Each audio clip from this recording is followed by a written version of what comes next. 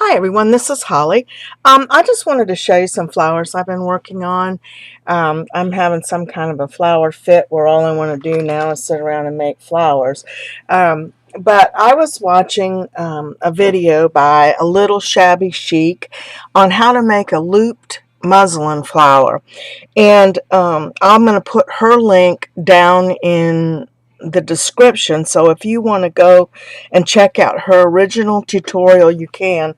And this is just some flowers that I did following her tutorial, and then some changes that I made.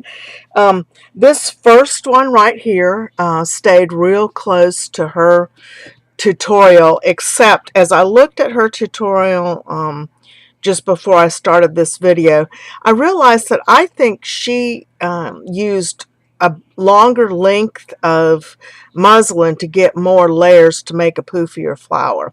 But anyway, this was what I did. And I think I cut, I don't know, maybe 16 inches, 15 inches, glued it together like she showed, folded it in half, glued it together, and then cut it little slits going in to make these little petals. Then I took a punch for the back, and I started this flower. This is what, let me show you this. This is what it looks like after you get it prepared. It's a double thickness, so you've got flowers on both sides. It's glued together here, see? And then you go back in after the glue is dry and cut these slits to actually make your petals. And so it gives some give and twist to it. I think if you did this with bias, it would even do it, give it more ability to curl. But anyway, oops, anyway, sorry.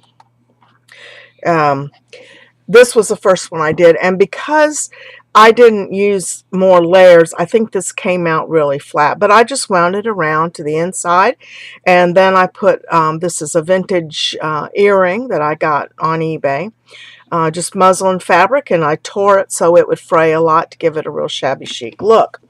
Now this one, because I personally like a lot of dimension in my flowers, if I'm going to do a layout, I use flat flowers. But if I'm altering or doing a cover, then I want something that has, let's see if you can see this, a lot of dimension to it. So what I did with this is I took the double fold satin ribbon. No, wait a minute, that's all right. It's the box pleated satin ribbon trim, which I've made flowers for. There's a video for it. And that's the technique I used to build this one.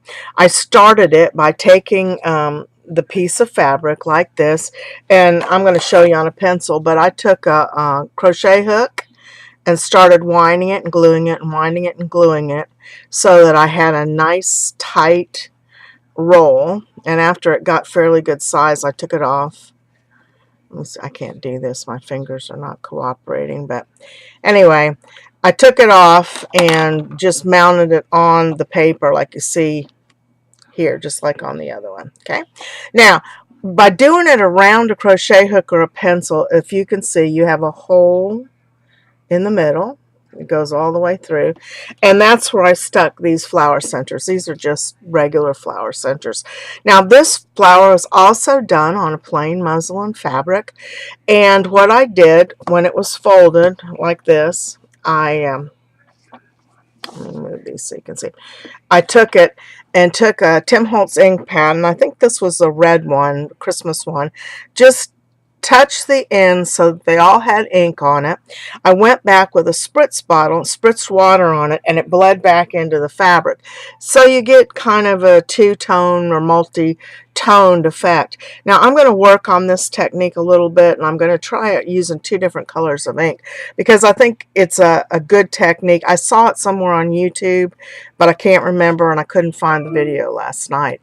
But I think it adds a lot of nice color, and with some leaves, this will be a really pretty flower to use. Now this one is the same technique, and I did it like hers here.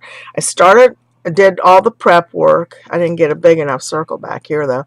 I started it on my cardboard, and the difference here is that I added on top of this, I glued a piece of tulle on here and cut it as well to get the tulle into this.